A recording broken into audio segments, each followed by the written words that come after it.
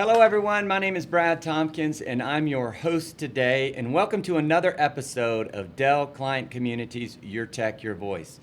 It is a chilly morning here in Atlanta, Georgia, but it is nice and cozy at the North American headquarters location here at Ortec. And with me, I have my guest, Cor Tadema. Cor, welcome to the program. Thank you very much, Brad. So it's interesting. I want you to tell everybody what your company does. And as we were talking about earlier, data is the new currency. Data is the new oil. And how people mine for that and turn that into actionable items is key. And it's no longer the big that win. It's the people that can do the best with that data. And it doesn't matter how much money you have or how big your company is. That is what is putting companies on the map. Right. Tell us how Ortec fits into that. Okay, Ortec, so we basically, our company, we do optimization. And we optimize multiple areas in the business side. Primarily, if you're talking about the United States, it's on the transport side or the supply chain side. So we're involved in getting more goods into a truck, getting less trucks on the road by optimizing basically the routes where the trucks are going. And that way we're, as a green company, so sustainability is one of our key pillars within the company. And by reducing the amount of trucks on the roads, we save fuel. And for instance, just on the fuel side, in 2021, we saved about 400 million gallons of fuel on a global basis by companies using our products. And that results basically in about 275 kilotons of CO2 not being put in the air. So our passion basically for mathematics is being used to make the world a better world. And in the same time for companies, saving money. I mean, that's a win-win there. If you can save money and, reduce emissions and those sort of things and get a few more trucks off the road, we're all for that. Right, yeah. And basically, so it's, as you mentioned, data. So we use basically data and then analytics and also artificial or intelligence, machine learning to use that data to improve the programs and the applications that we are running with our customers. Gotcha. And so we're going one step further than just doing that in the planning side. We also have a program called driver incentive. With a driver incentive, basically it's where we cooperate with our customer, where if a driver sticks to the plan that we did and basically reduces the amount of miles, the time, and the number of basically miles he drives unnecessarily, then the driver basically gets a bonus. Now, nice. We don't pay the bonus. We basically, the company that uses our products saves money, and from the money they save, they can pay their driver a bonus. The main benefit about a program like this is that you have the buy-in from the driver because he personally sees a benefit from doing it. So if there are situations where he has to alter the routes because a bridge is out or a major accident, within the driver incentive app, they can inform the company and say, hey, this is the issue, so we have to find a solution around it. They can basically re-optimize the routes and work around it, and whereby the driver doesn't just do what is being told, right, but the driver becomes an important part of the solution. Well, that's great because that's more data points. As that driver's out there visualizing things and looking at things that might not get back into a server somewhere. Yeah. But it sounds like your system is still able to get those data points to say, hey, bridge is out, there's a wreck here, I'm going to take a turn here and there. Right, yeah. That's great. Yeah, and it's not a system that works totally on its own. I mean, it's where you have a dispatcher or multiple dispatchers within an organization. They basically are the ones dispatching the routes. We're not replacing the dispatcher. We'll just make sure that the dispatcher can do the best job they can do. Right. So it's not a situation where, okay, bring in our system and you fire 10 dispatchers. No, it's just you get your dispatchers reducing your expenses. So tell us a little bit about what your role here at Ortec. Okay, so my role is basically IT support within the organization, and that's for both the United States. So we have offices here, where we are now in Atlanta in our headquarters, but we also have an office in Houston, Texas, and we have an office in Rio de Janeiro in Brazil. All right. My responsibility is making sure that our employees can do what they're supposed to do. So, and that is basically making sure that they got a laptop that is working, that they have a connectivity that works, that if they need additional equipment to go with it, like a headset, keyboard, mouse, external monitors, we're there basically to provide that solution to them. And then there, in turn, I imagine you've got people that are programmers, but you've got marketing people, you probably have sales people, kind of runs the gamut. Right, yeah, we do. So we have basically a sales organization. So those are the folks that go out and meet with customers and sell our products. We have a marketing team. Our marketing team is working on basically improving the usability of our products in the market. So they talk to customers and talk to our development team. And basically from, this is the way where our product should go. Or, hey, we found a gap, where we don't have a product, and actually we should fill that gap with a modification or a new product. Then we have our consultants. And our consultants are in generally technical folks. They help the organization by modifying and adjusting the application for a specific customer. So, they're not... there's not a customer. Yeah, the customer has always different requirements, different ways of working with it. So our consultants are the team that is working with the customers in a partnership instead of just being a vendor-customer relationship. We see it more as a partnership with the customer, where we help to adjust our application to be basically optimized for this particular customer. Got it. Then we have the development team, and the development team is the ones that are actually working on the software. They're doing the coding, and then underneath there is the whole support by the IT organization. And then, of course, you got the administrative functions, like any other company. All right, so what do you normally give, if a new employee's coming in, do you look at what their role is and their different persona, or is there a standard that you give? Well, we basically have a standard, and for pretty much everybody in the organization, with the exception of the developers, we basically have the Latitude range of Dell laptops. I mean, you won't see any other laptop than a Dell laptop, not even Apple's, it's all Dell. And then we have started off with the D600s, if you might recall, the old, and we have gone with Dell, with their Latitudes, to newer models.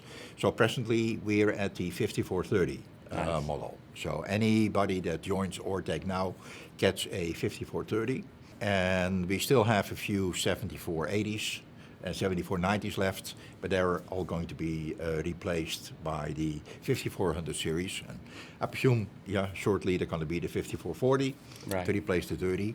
And that's on almost everybody. So that's from accounting to sales to even executive management. They're all on the Latitude series.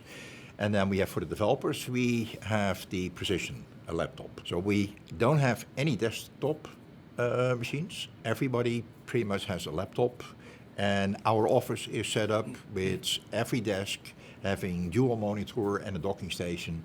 So it's a matter of plugging in a single USB-C connector in their laptop, and they're on the network. They have the monitors connected. If they have a keyboard and mouse that is plugged into the docking station, that's hooked up all by one single connector.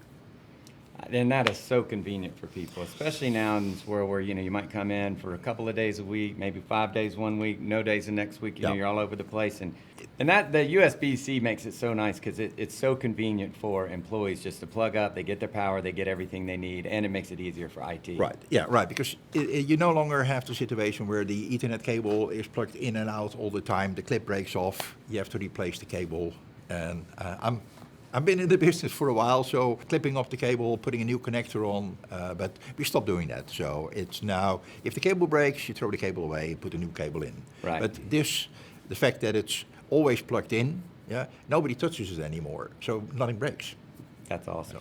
So with your developers and the Precisions, we were talking earlier, and you do have a VDI environment, but tell us a little bit why you're using a Precision, which is a nice device, but if they also have VDI, talk to us a little bit about why that solution works for you and your clients. Yeah. So we have a combination of basically our application itself, the way the one we basically sell to our customers, and generally runs on servers. And depending on the application, but in general, where we have a routing application, we got a database server, a map server, an optimization server, and then the server basically where they VDI into to make the connection to the application. Now, is that the client servers that they're going to, or is that your own server? No, the client server. Okay, all right. So you're really partnering up with your clients. They need access to this. Yes, we are. Yeah. Now, some of our customers run this on-prem. Other customers run that in a data center where they basically lease virtual machines from whoever operates the data center, which could be Dell, could be one of their competitors in a data center. And we also have the possibility of Azure. So we, as Ortec, provide certain applications that are based in the Azure network. So they use an API, for instance, to get into the application, make the connection, put the data in and get the data back out of our system.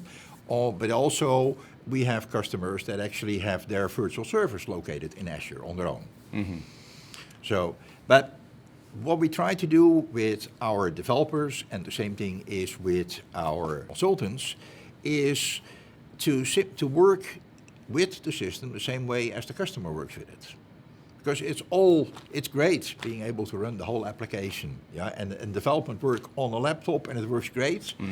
You roll it out on a network, it's split over multiple servers, and things fail. So by basically doing the same thing as our customers do, we are able to simulate any issue the customer experience, whether that is delays in data getting across or a protocol that's being blocked by a firewall. Things like that, we can simulate it. Now, on the development side, sometimes it's just while you're traveling, and you're sitting in a plane, you might as well work on a program. Now, we all know that, internet on planes has come better, but not good enough, to do this work. So having a beefier, faster laptop with more memory allows you to do more of the stuff locally on the machine. Especially if you're working in analytics, is where you got a pretty large database where you try to pull data from and get the results out of it, is where precision works better. Yeah, so that's interesting. You're able, with the horsepower that a Precision brings, you're able to make sure with whatever the client's running, you're able to duplicate that and mimic that and say, correct. Okay, if you're in this environment, okay, we'll run it more like an on-prem, and the Precision can handle that. Yeah, correct. And I imagine with the analytics and everything going on, having the additional GPUs helps with the processing. It's definitely, and yes, yeah. And one of our programs, for instance, where we have for loading, it's a load optimizer, is where we basically produce an image of how the various pallets, or the packages are going to be loaded into the truck. And by using the graphics in there, you can actually click into a pallet, move a pallet out of the way, move the pallet in a different location in that truck, all virtually on your screen. Oh, interesting. Yeah, so that's a lot. I mean, that's heavy processing to be able to do that. Correct, yeah. And to do it smoothly and quickly. Correct, yeah. So you mentioned that the new users now, outside of the developers, are doing the Latitude 5400s. What was the decision process to go from a 7,000 down to the 5,000? Form factor, weight, and price. Okay. Yeah, so the combination of it. If you go from the 7,000 to the 5,000, you don't really give up performance. They still can have the same processors in there. You can still have 32 gig of memory in the laptop. So you're not giving up a lot more to it, but right. You carry, and especially if we're looking at people traveling around. Yeah, you mentioned, the travel is coming back. We have our consultants, a lot of our consultants, when they partner with a company or a customer of ours, is that they are on-prem at the customer side. Mm-hmm. So the lighter the laptop, the easier it is for them to carry it around. Right. And it works in two ways, is that a lighter laptop, as long as it's like the Dell Latitude, a proper strong laptop, gets less damage than the heavier 7,000. Mm-hmm. Yeah, and I think that really is just shows how much innovation continues to happen on the Dell side. When you have Yeah. shouldn't call the 5000 series a mid-level, but you've got the 3, the 5, the 7. Yeah. It really is. I mean, it does what a lot of people need it to do day Correct. in and day out. Yeah, yeah. Now, what we'll start to see now is the 7000 start adding new features. Like if you notice now on the touchpad, they've got the Teams functions on Right, there, which yeah. is it's kind of nice. So Nice, yeah. kinda So like, yeah, I mean, Dell is definitely an innovative company, yeah, with their products, and they come out with new features, new parts added into the laptop that makes it easier for us as IT folks, yeah, to support it. And number two, it makes it simpler for the users to use certain functionality on the laptop. I mean, Right. yeah, our consultants, although they're technical, yeah, they're not IT folks. So certain functions that are available on a laptop, yeah, they don't know. So if you have on your keypad, basically for Teams, you can control certain, or with Zoom, you can control certain functions on the keyboard because it lights up. Yeah, as soon as you enter a call, it's a lot easier to, okay, this is how you mute it. Yeah, instead of moving your mouse and click on mute. So it definitely how many helps. times have we heard you're on mute? It is definitely, but yeah. So it's not going to fix that part. Yeah, the people are still going to be on mute. But what it's going to fix is if you tell somebody they're on mute, That's it's a lot quicker back online. Yeah.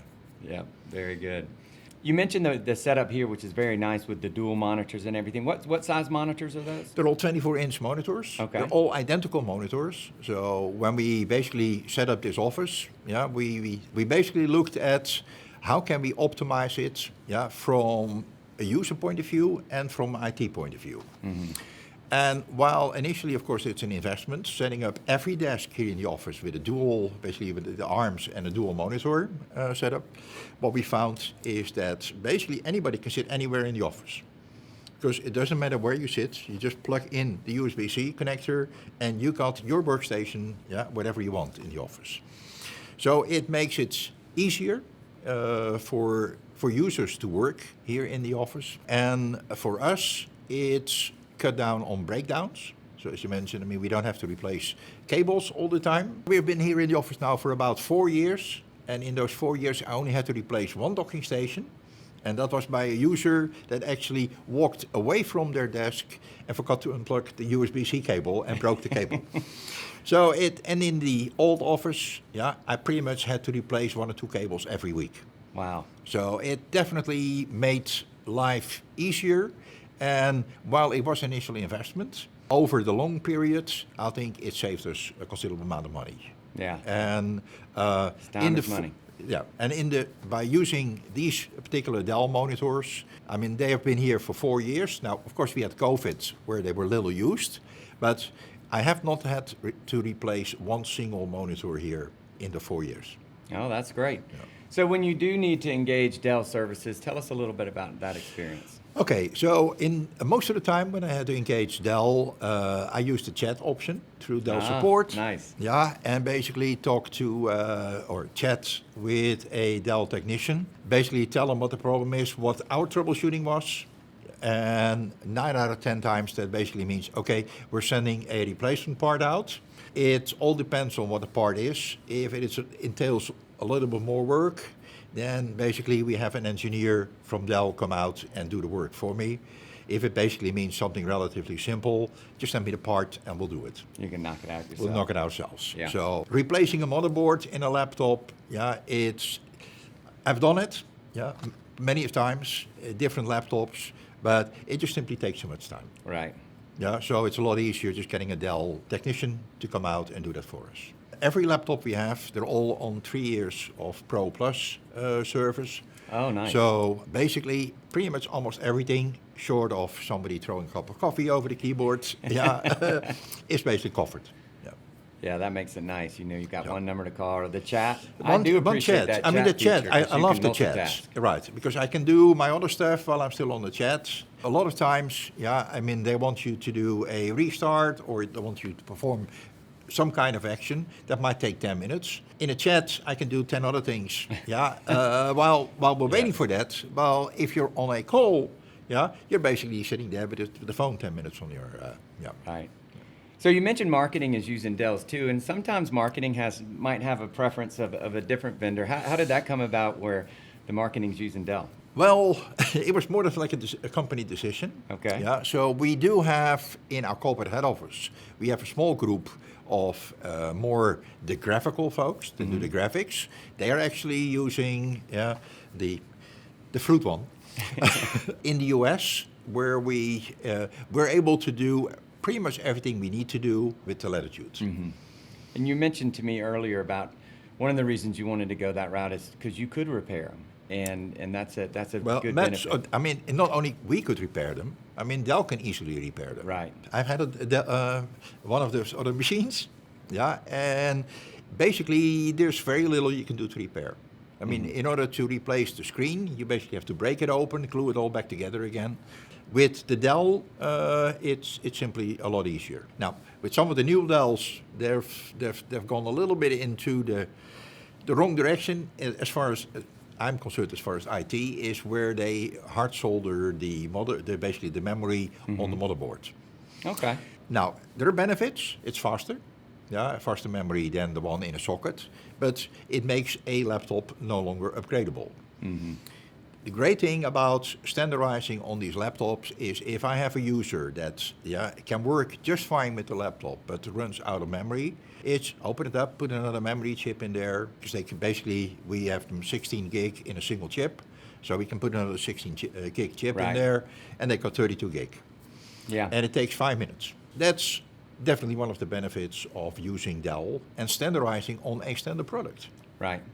And I think it was at Dell Tech World earlier this year, they talked about how they're moving in the direction of really just interchangeable parts on the Dells. And that's going to be exciting as that continues, to build out to where end users can start to do some of these things. Right, yeah. It definitely would be the case. And it works not only on the improvement of the laptop, but it also on the sustainability. Yes. Is where Dell basically becomes a more sustainable company. I mean, if it basically means, in order to get a brand new laptop, the only thing you have to do is replace 2 or 3 parts, which you can easily replace, you don't throw a whole laptop away. Yes. Keep as much as we can out of the landfills and recycle where we can. And better yet, just keep using. You mentioned these monitors have been around for years. That's a great sustainability story. It is. Right it definitely is. Yeah, it's basically using it longer and longer and longer. Mm-hmm. And so we have for instance, on our laptops, we have a program that our employees, after basically we have certain time periods between 3 and 5 years that we use a laptop. After that time period, they can buy the laptop from Ortec. Oh, nice. And basically keep their own laptop. Now, it's going to be a laptop where we do wipe everything off it. So they basically have to get their own OS. There's nothing on the hard drive itself. But basically, they get if they treat their laptop well, that incentivizes them to keep it to treat it well. Indeed, yeah. Again, it works 2 ways. That's right. Yeah, That's a neat program. The laptop doesn't end up in a landfill, or goes to a recycler that might do something with it or not. Right. But if the end user is more careful with the laptop, they basically take the laptop home and they can use the laptop for 2, 3, 4, 5 years. Yeah. Always need more laptops at home. At least that's my opinion. No, agreed. Yeah. So, Cor, you mentioned how for Ortec to get all this data and to help their clients, you really have to partner with your clients. I mean, you talked about how the programmers have, access to data that the company owns, and that probably is very sensitive data. Mm-hmm. So there's that partnership and that relationship there. Talk a little bit about Dell's partnership with Ortec. Okay, so we have a great account team from Dell, where we do work a lot with the account team, where they partner with us in a similar fashion, in as much that if we need something, which is a Dell product, I can basically go to our account manager in Dell, and he gets whoever he needs in that team together, and basically say, okay, this is the solution that we have for your problem. And then it works on a technical part, but also on the financial part. Is from, okay, I really would love the new 9000 Latitude, but I cannot afford more than the 5,000 price for it. So what is necessary, what we can do, how we can work, something like that, so that we can get a basically satisfy our requirements without breaking the bank. Right. And that's with Dell on the partnership, but it's also on other products, is where we talk to Dell early on in, from, okay, we need to replace servers. And okay, what is the best possible solution when we have to replace the servers with the newer servers? Yeah, what kind of memory should we put in there? Yeah, and so we allow Dell. They have this program where they can basically look at the loads on the servers to see, okay, your best solution is to go with this model, and this amount of memory, these CPUs, and then work on the financial part of make that work. Oh, that's nice. So you do, y'all are using Dell inside your data center as We well? are we're also using Dell. So we're I wouldn't say 100% exclusive Dell customer. So we do have, on the storage, we have some additional, or basically the backup storage. We do have a different vendor, but all our servers and the switches between the servers, they're all Dell. Nice. Yeah. My first Dell, or say second-hand Dell server, that was when I joined the company almost 18 years ago. Wow. Is where we went from basically glorified PCs acting as a server to actually really getting a server in place. That was the first server from Dell I brought in the organization in the US. And ever since, it's only been Dell servers ever since. Yeah, I think we all can remember the first time when we got our first rack-mounted server. Boy, Yeah, we were big time then. We didn't have the rack yet. I mean, it was one of those metal racks where you basically lay the server on. But yeah, that was the start before getting the proper racks in there, and then keep adding more servers and more servers and more servers. Right. Until the virtualization came in, VMware. And we started with the VMware 1.0 before working our way up to the ESX version of VMware. And now as a Microsoft Gold partner, we have switched over to Hyper-V. So with your employees having such access to your clients' data, how do you make sure that the firmware is up to date? And you got to make sure that this device that's connecting up to your clients' networks now is very secure. Right. Number one is that none of our laptops connect directly to our customers. Okay. So we have in between what we call a support network. It's a separate network where we have virtual servers. And in order to connect to a customer environment, the employee connects to a virtual machine, most of the time a Windows 10 virtual machine, and makes the connection to the customer from that virtual machine.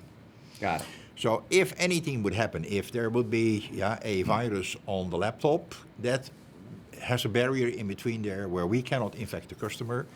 And the reverse, if we have a customer that has a virus infected in their servers, it doesn't affect the laptop and our network, but it stops basically on the virtual server. So that way, we got the two separated from each other. Then on our laptops itself, so we run Dell commands. Okay. Where we push down all the updates on the laptops, all the security updates, all the Microsoft Windows updates, and in the point that they get a message basically say, hey, there's an update, you have to install it. If you do not install it before a certain date, we'll do it for you. And we're going to make sure that we do that when you're in front of a customer or when you're at the airport. So it's done automatically, but it's most of the time a very inconvenient time. Right. So it only has to happen once, to an employee, and they'll do the installation of the updates. You give them enough grace period, and then they You gave them a grace period. If they don't, then we do it automatically. We force it down. So that way we keep our laptops pretty much always up to date security-wise. Well, I mean, it is time-sensitive stuff. I mean, you It have is, to make it sure, is, especially when some of these vulnerabilities come out. Yeah. Once you got to get it out there. And now you're going to be responsible for what happens, Right. Or Ortec will be. Yeah, that's correct. If somebody chooses not to do it. Yeah. So, Yeah. I mean, sometimes that's inconvenient, but that's the world we live in. It's true. Yep. Very good. So I know you're part of the Dell client community, and we appreciate you being a member. What do you think about the community, and what advice would you give somebody about engaging the community? Okay. It's an ideal platform to communicate with likewise people that have the same interest in improving the product working with the product, and knowing the products. Because the best way to learn stuff on the laptop is fixing problems. Now, of course, you don't want all the problems yourself. So the next best thing, and that's where the Dell client community comes in place, is somebody else experienced the problems and has basically provided the solution to it. If you need more information, it's very easy to communicate with that particular person. From okay, how? I mean, you basically stated this is how you fix the problem, but how exactly do you do that? You can contact them, ask them, and they're all willing, to talk to you, if you have to, and explain to you, okay, this is exactly how we did it. And my feeling is pretty much the same way. If somebody has an issue, we experience the issue, fixed the issue, is that I'm perfectly willing, to explain that, how we fixed it and why we fixed it in a particular way to one of my colleagues. Right. And that to me is the power of the community. I mean, yes, there's education programs, on site, and we do webinars and things like that, but it's that peer-to-peer helping each other out that really, that's the magic. That's the magic, And then the additional benefits with some of the programs where you can try basically beta test hardware, or software from Dell. That's just an added benefit. Unfortunately, most of the time you have to hand it back, so they really whet your appetite, and then they say, "Well, sorry, you have to give it back." But as part of the combination in there is where you got a pretty good feeling of where things are going with laptops. So you don't really, when the new model comes out of the laptop, you don't really see a bunch of surprises. Right. Yeah. So that's something which, the Dell client community helps in making that possible. Perfect. Well, Cor, this has been fascinating talking with you and learning more about what Ortec does. I just want to commend you and your whole team. I mean, y'all are out there really making a difference in the world, making a difference for your clients, not only financially, but also, from an environmental perspective. Sure. With all the things that are going on in the world, we need to get the most out of everything that we do. And that is going to come from companies like yours that really dig into that data and get as many, points of data as you can, analyze it, let your developers do their magic to come up with, okay, this is how you do it going forward. Well, thank you for mentioning the sustainability. And if I'm looking back just at 2021, last year. So we have our sustainability report, which we publish every year. But in 2021, we basically saved our customers 400 million miles driving with their trucks. That results in 50 million gallons of fuel that basically has not been spent. Less fuel, less trucks also means a lot less CO2. So we have 715 kilotons of CO2 that basically has not been put in the air by limiting on the trucks. Now, not only is that on the sustainability part, but also our customers in 2021, globally on a basis, saved about $1 billion in costs doing that. Right. And then that money can then be passed down to the consumer to make products less expensive and get people what they need. Yeah. Well, that's fantastic. What an incredible story, and those numbers are amazing. Yeah, they're a lot higher than I actually personally expected initially as well. It's what we do, and we're proud of it. Cor, thank you so much for being here. We really enjoyed learning more about you and your company and what y'all are doing. Thank you for watching. If you would like to learn more or become a member, you can do that at DellClientCommunities.com. Your tech, your voice.